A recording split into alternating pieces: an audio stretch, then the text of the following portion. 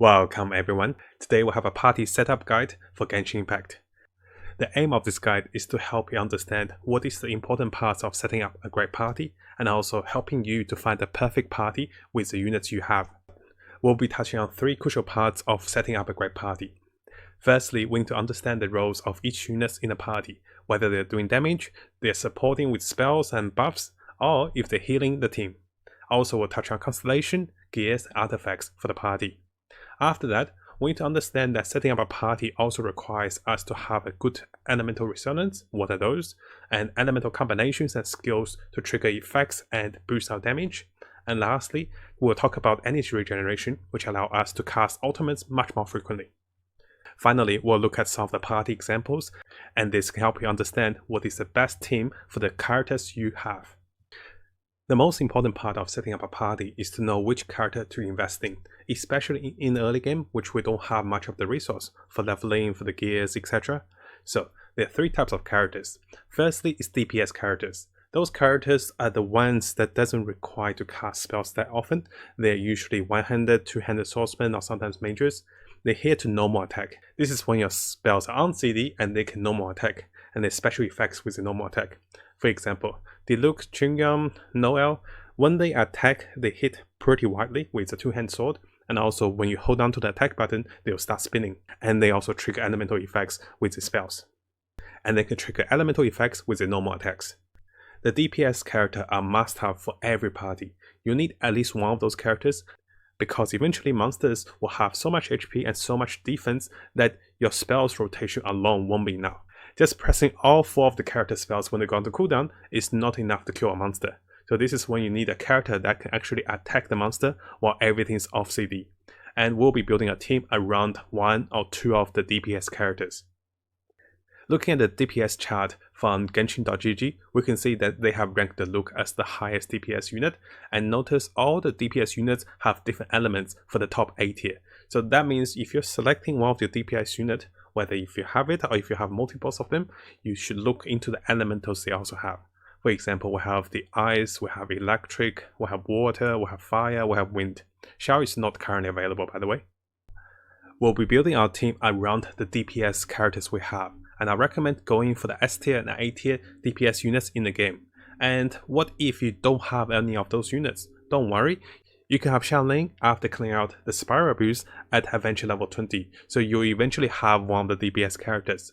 Meanwhile, if you don't have any of the top tier DPS characters, you can use Noelle as one of your DPS character, and she can last you to level 20 and sometimes even level 40. If you're fortunate enough to have multiple DPS characters that is on the S tier and A tier, what you can consider is the Constellation of the character. This is when you have a duplication of the character and you actually unlock one of the perks of the character. For example, the Constellation for my DPS character Chongyang, over here, if we go into it, you can see that after getting 1 duplicate of him, what I can gain is the last attack of his normal attack now release 3 Ice Blast that deals 50 additional damage as cryo damage to enemies in his path, so that gives him AoE potential and more damage on top of that.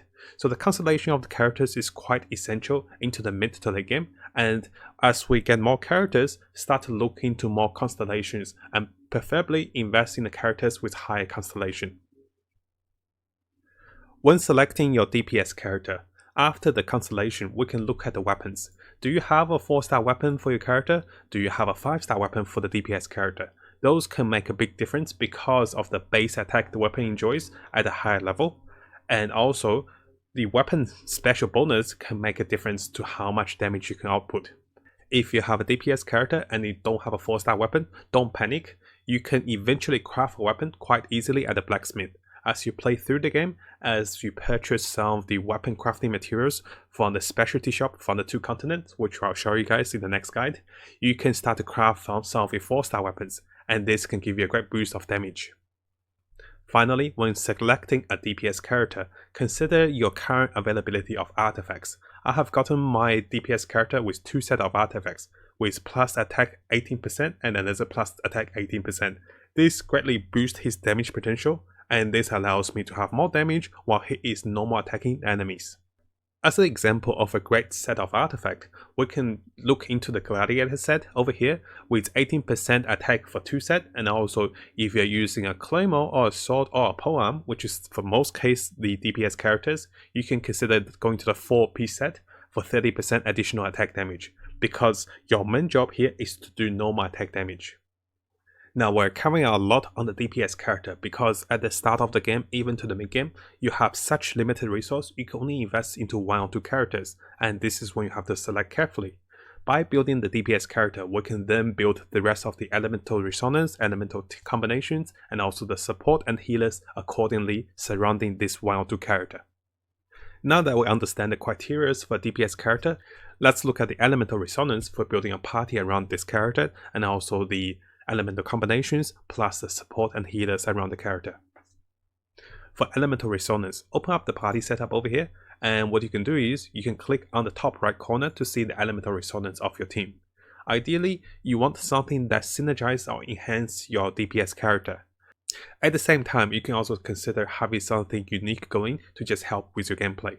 For example, my DPS character is Chungyang, which is Ice character. What I can do is I can consider having 12 the cryols for additional defense against electric, and also increase critical rate for enemies who are affected by cryo, which will be a lot of the time because my Chunyang will be debuffing enemies a lot of the time. But at the same time, I also value the ability to move around in the game and also to explore in the game. So I'm currently having 2 wind characters for stamina consumption decrease and also increased movement and shorter CD. This allows me to run much more quickly and to be able to explore. In the future, I might change into something that increases my damage output. But for now, the party resonance is here to help you with your gameplay style. We'll also look into elemental reactions. Once you have your DPS character, look at his element and look at the potential elemental competition you can have with him. For example, my Chungyang is a cryo character. I can have Crystallize if I have a Geo character, I can have a Swirl if I have a Wind character, and lastly, I can have Superconduct with an Electric character. By activating Superconduct on an enemy, will deal cryo damage AoE and also reduces the target's defense. This is quite nice because most of my characters can enjoy the lower defense of enemies, we can do more damage, and allows me to do more right-click damage with my DPS character. To build a team around our DPS characters, we'll also need the support characters and the healers. Coming up are the support characters. Here we have another tier list which ranks character by effectiveness, and the biggest highlight for the support characters is that they will be giving us elemental reactions, utility buffs, debuffs, etc. The biggest focus on the support characters is that these spells can be persistent even after you swap into another character. For example, Fizzle can summon a bird that does electric damage to enemies continuously even if you swap into a different character. So is Xiangling, she can puff enemies with fire and debuff them with pyro, and this is after you swap out of her. Being able to debuff enemies can enhance the ability of you trigger elemental reactions, generate elemental resource for your main character, which is the DPS, and also give the team more buffs and debuffs to enemies. There are several reasons for us to have a support character, and the 2 most important reasons are starting an elemental chain reaction. Coming back to the elemental reaction chat over here, if your DPS character is one of the elements, you want to have a support character that links with him or her of the associative element. For my example, having Chewing as my DPS character, I'll look for support characters in the electric, fire, and also cryo section. I can also have a support character in the air element to boost and enhance my existing cryo damage. The second important factor to have a support character is to regenerate elemental resource. We can acquire elemental orbs as we defeat enemies or casting elemental spells, and this allows our characters to cast the ultimate, which is the elemental burst Q ability. Having a support character as the same elemental as the DPS character can further boost the potential of regenerating energy, and this allows us to acquire energy faster for quicker elemental burst. There isn't a need to focus this too much for just the energy regeneration. Mostly we'll focus on the elemental reactions and also on the resonance of the characters. So those are more important. Elemental regeneration is a small bonus on the side, keep that in mind. As an example, to regenerate more energy on the team, I can have Kaya and also Chongyun on the same team. Kaya can debuff enemies with cryo and also regenerate particles for my main DPS to cast his ultimate. But because Churin doesn't require much energy to cast his ultimate anyways, and I'm not too dependent on his ultimate, there's no need for me to have Kai on the team. It's actually better for me to have 2 air element for the faster running speed and reduction to stamina. So this is why I haven't been having the 2 Kai on the team. Lastly, we have the healers. Healers are very similar to support units, but they also have the ability to heal or defend. For example, we have Barbara with continuous healing with her E spell, and Jean with her ultimate that buffs us with increased damage and damage over time to the enemies, and also a massive heal. Noelle does a bit of everything. She tanks for the team with a shield, she also heals over time as she attacks. And because she's also a tank, you can swap to her with a bit of healing for the whole team. There are currently 4 healers in the game, and because there are maps like the Spiral Abuse, which are challenge maps that doesn't allow you to use potions, food, or revives, this is when healers are so important. I recommend consider at least 1 healer on the team, or at least have a healer as a backup. You can have a team of damage dealers, but having at least 1 healer means you can save a lot of food and resource during your early gameplay and mid gameplay, and allow yourself to go smoothly into late game. It's quite hard to get Chi-Chi and Jean, but Noelle and also Barbara is free. Noelle is free from the beginner's wish, Barbara is free upon reaching level 20 with adventure level. Because we'll be getting Noelle at such an early Because everyone will be getting Noelle at such an early stage in the game, let's have a look at Crystallize, which is Noelle's ability of Geo interacting with 4 other elements. By having Noelle casting her E, which is her shield, next to an enemy has to be debuffed already with a fire, water, ice, or electric element. If this is the case, once you cast your shield next to the enemy will create a small bubble of buff. If you pick it up, you now have an elemental defense defending on the elements of fire, water, cryo, or electric, depending on how an enemy was debuffed. This elemental shield will reduce the income damage from those elemental effects. Now that we look at most of the elements of setting up a great party, let's look at some of the party examples. Here I've set up 2 party examples. Let's focus on the Shaolin party example for now, because Shaolin will be available to everyone upon clearing the Spiral Abuse. Noelle will be the DPS dealer before we get Shaolin. Lisa and Amber will be the elemental support, while the Traveler can also support and also enhance our elemental damage. After getting Shaolin, we can remove Lisa and now we'll have a fire team. For the elemental resonance for this team, we can have 2 pyro characters, and having that reduce the cryo effect and also increase our attack damage by 25%. On top of that, we have the ability to crystallize with fire and geo, and also we can create a swirl with fire and wind. This is quite of a basic setup, but as you acquire more units, you can consider to adjust your team. For example, we can take away Noelle as one of the healer and support. I can take in Barbara now that I'm level 20 with adventure level.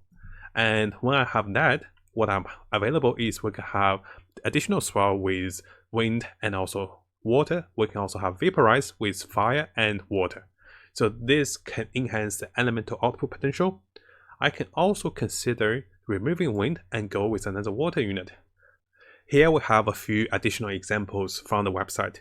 We can see that the Luke was a DPS character, followed by a few of the support. Shaolin is here for the double pile effect of 25% attack damage, and also to regen more energies for the Luke. Similarly, the website suggestion teams really favors on doubling up on the elements for the DPS characters. I might not see that much importance sometimes, because at the start of the game, I might want double wind just to have lower stamina. I might want something else. So there's no need to always go with a double DPS element. So for example, we have electric with Razor, he's doubling up with Vessel. We have water with Mona, he's doubling up with Xinggu. It is not a bad idea, but you don't have to follow this exactly. Some of the examples over here also demonstrates that if you don't have a particular 5-star character, there can be a replacement. For example, if you don't have Fizzle, you want electric steel, go with Lisa. And if you don't have wind with Windy, go with a wind traveler. And similarly, if you don't have a good healer, then always consider Barbara or Noelle in the start of the game. Hopefully you guys found this guide helpful, and if you like my videos, make sure you subscribe and click little bell for more future videos on Genshin Impact to come. And lastly, make sure you remember that you don't need those special characters. The 5 characters we start with, Noelle, Amber, Lisa, Kaya, and Traveler, enables you to have the DPS character with Noelle, followed by the support characters, debuffers, and also a potential healer. with Noelle as well. So whatever units we get from the future catchers as the 4-star and 5-star can be added to improve the effectiveness of the team, but you can always play the game with the 5 starting characters. And as always, I wish you guys best of luck and have the most joy in the game. Take care everyone, I'll see you guys next time.